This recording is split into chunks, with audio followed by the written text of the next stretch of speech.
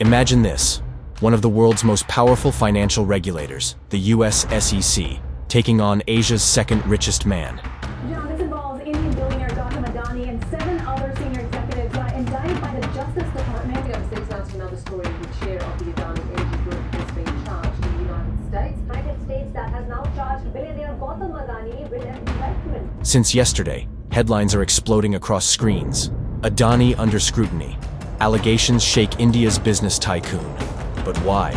What did Gautam Adani, a man whose empire spans ports, power, and infrastructure, do to catch the eye of the US Securities and Exchange Commission? You see, this isn't just about one man or one company. This is about billions of dollars, international markets, and global regulations. The stakes? Oh, they couldn't be higher. So, what's really going on here? Why has the US SEC, a regulator thousands of miles away, charged Adani?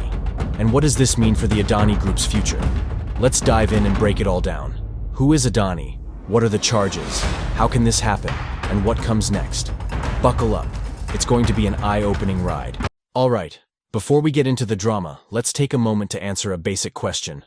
Who exactly is Gautam Adani? Picture this. A young man from Gujarat, born on June 24, 1962, with no silver spoon, but a big dream. Gautam Adani didn't just stumble into his wealth. His first hustle? Trading diamonds in Mumbai? Yep, shiny rocks. And that's where he made his first million rupees. But diamonds weren't enough for him. In the 1980s, he moved back to Gujarat to help out in his brother's plastics business. That's when things really took off. He started importing metals, agricultural goods, and textiles. But here's the game changer. In the 1990s, Adani got control of a port in Gujarat. And not just any port, a gold mine for trade and logistics. This was the foundation of what we now call the Adani Group. Over the years, his empire exploded, moving from ports to coal mining, coal-fired power plants, and even energy imports. By the way, he's India's largest private producer of thermal power. In fact, Adani's coal operations stretch all the way to Australia, where his Bravis mining company has made quite a name for itself. Today, Gautam Adani is the second richest person in Asia, second only to Mukesh Ambani, who is the head of the Indian-based Reliance Industries, and the 18th richest in the world, with a jaw-dropping net worth of $86.7 billion as of November 2024. His group operates globally, from Africa to Australia, but its heart? India. Ports, energy, logistics, you name it, Adani has his fingers in it. So now that we know who Adani is and just how big his empire really is, the question is, why has this powerful tycoon caught the attention of the US SEC? Let's break down the charges. To give you the full picture, and to show where the SEC charges fit into this wild roller coaster, let's rewind the whole timeline. Buckle up, this one's a ride. So, January 2023. This is where the storm really begins. Hindenburg Research drops a bombshell. After 2 years of investigation, they publish a scathing report accusing Adani of, wait for it, the largest con in corporate history. Yep, that's their words, not mine. The report alleged decades of stock manipulation and accounting fraud. Oh, and they didn't stop there. They also disclosed they were holding short positions on Adani Group companies. What happened next? A massive freefall. Shares and bonds linked to Adani crashed, wiping out over $104 billion, billion with a B, in market value. That was nearly half the group's worth gone in a flash. Fast forward to March 2023.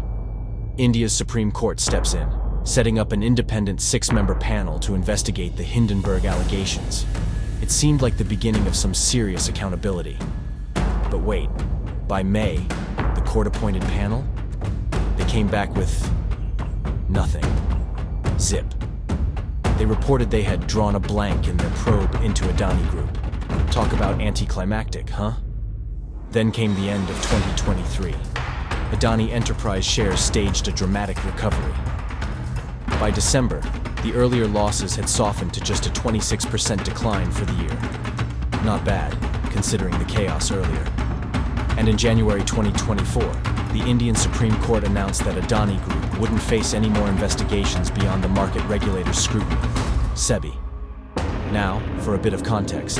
SEBI is India's regulatory authority for securities and commodity markets, functioning under the Ministry of Finance. It's essentially India's counterpart to the USSEC, ensuring fair practices in the financial markets. In response to the court's decision, Gautam Adani expressed his gratitude on X, formerly Twitter, stating, "Truth has prevailed," and reaffirming the group's commitment to contributing to India's growth story. And get this, by January, Adani wasn't just recovering. He was back as Asia's richest person. Can you believe that bounce back? But the drama didn't end there. Fast forward to August 2024. Hindenburg wasn't done. They dropped another report, this time pointing fingers at sebi chair, Madhabi Buch. They accused her of conflicts of interest that supposedly blocked a deeper probe into Adani. The claims were denied, of course, but it added yet another layer of intrigue. And now, we're here, late 2024, with the USSEC stepping in. Bribery charges, fraud allegations, subpoenas, FBI searches. This has escalated into an international saga involving billions of dollars, government corruption, and power plays. The impact, immediate and significant. Shares of Adani Group companies plummeted as much as 23% during Thursday's trading session. The cumulative market capitalization of all 10 listed Adani Group companies wiped out a staggering $22 billion. Around the time the USSEC charges were announced, Adani Green Energy Limited managed to sell $600 million in 20-year green bonds at a 7.45% yield. This is despite a prior setback in October 2024, when the same attempt was postponed due to investor concerns over a higher yield proposal. Furthermore, just when things couldn't get more intense with the stock crash, Kenyan President William Ruto made a big move today, ordering the cancellation of a key deal with the Adani Group. This was supposed to be a nearly $2 billion project where Adani would take control of Kenya's Jomo Kenyatta International Airport. The deal would have seen the construction of a second runway and an upgrade to the passenger terminal, all in exchange for a 30-year lease. But, in light of the charges against the Adani Group, President Ruto decided to call off the whole deal. And it doesn't stop there. Ruto also put the brakes on a separate $736 million public-private partnership deal that Adani had struck with Kenya's energy ministry. This deal was meant to build power transmission lines as part of the country's infrastructure plans. So, it's not just Adani's stock value that's taking a hit. These project cancellations in Kenya show how far-reaching the effects of the USSEC's charges are. It's clear that the allegations are causing a ripple effect, and now, the Adani Group's international ventures are under scrutiny. The full impact is still unfolding, but as it stands, these cancellations mark a significant shift in how Adani's operations are being viewed globally. The world is watching, and things are definitely heating up. All right, let's dive straight into the core of the accusations made by the USSEC against Gautam Adani and his nephew, Sagar Adani. Charges that have shaken both corporate and political circles. In their complaint, the SEC alleges that Gautam and Sagar Adani orchestrated a massive bribery scheme. They're accused of paying, or promising to pay, hundreds of millions of dollars in bribes to Indian government officials. The goal? To secure commitments to purchase energy at inflated above-market rates. A move that directly benefited their companies, Adani Green and Azure Power. But this isn't just about bribes. The indictment paints a much larger picture. Over $250 million in bribes, lies to investors and banks to raise billions of dollars, and deliberate attempts to obstruct justice. Here's where it gets even more concerning.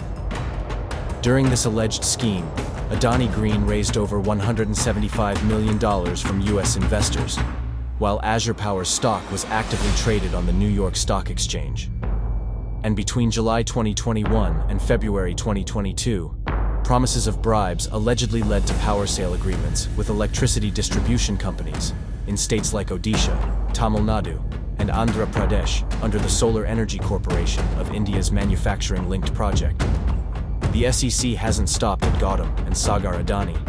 They've also charged Cyril Cabanas, a former board member of Azure Power, with violating the Foreign Corrupt Practices Act, or FCPA, and there's more.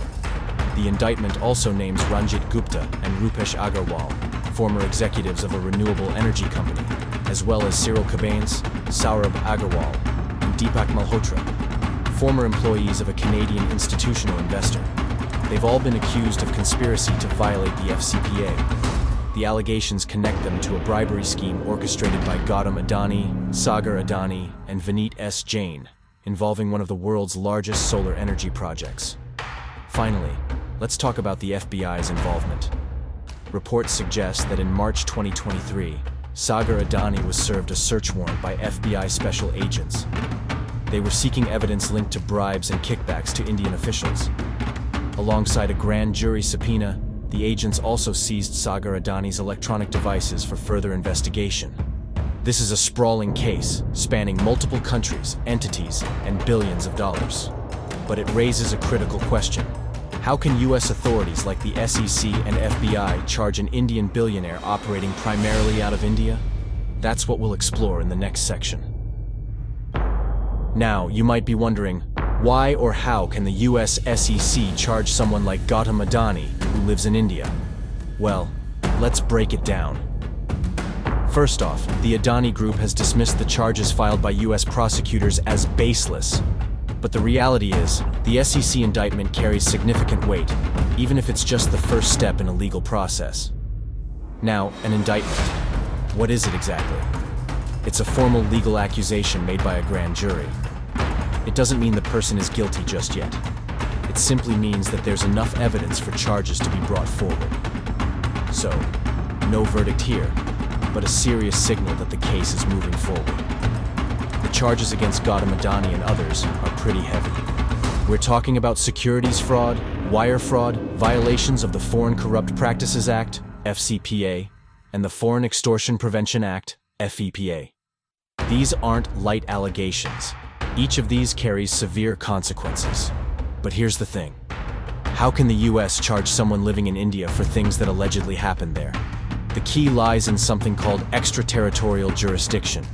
This means that US laws can apply to actions that happen outside the country, especially when they involve US investors, markets, or companies. Given the Adani Group's connections to the US, like raising funds from US investors, it's enough for the SEC to step in. So, what happens next in this process? Experts say that because of the severity of these charges, and given the serious nature of crimes like conspiracy, securities fraud, and wire fraud, US authorities could move forward with extradition procedures to bring the accused to US jurisdiction. In simpler terms, they may try to bring Gautam Adani and others to the US for a trial. What does this mean for the accused? Well, if found guilty under US law, particularly the FCPA, the consequences can be pretty severe. We're talking potential arrest, large monetary penalties, and even possible custodial sentences. But remember, at this stage, it's just an indictment, not a conviction. The legal battle is far from over. It's also important to note that legal proceedings like these, especially when they involve multiple counts, can take time, sometimes years. So while this indictment is a big step, we're just starting to see how this will unfold. So, there you have it. The SEC charges against Gautam Adani and others are just the beginning, and the legal process has a long way to go. It'll be interesting to see how things develop from here. Stay tuned, because this story is far from finished. Well, there you have it, folks. As you can tell, this is a story that's far from over. With so many twists and turns, things are evolving rapidly, and we'll surely be hearing more in the coming days and months. The charges brought against the Adani Group by the US SEC are serious, and whether or not they'll lead to any convictions, well, that's something only time will tell. If you're as intrigued by this saga as we are, and want to keep track of how it unfolds, or if you're interested in similar stories happening around the globe, don't hesitate to let us know in the comments below. We'd love to dive deeper into these topics together. And of course, if you like the content and want to stay updated on all the latest developments, trust me, there's plenty more where this came from. Make sure to hit that like button and subscribe to our channel. You won't want to miss out on the interesting content we have lined up for you. Thanks for watching, and we'll see you in the next one.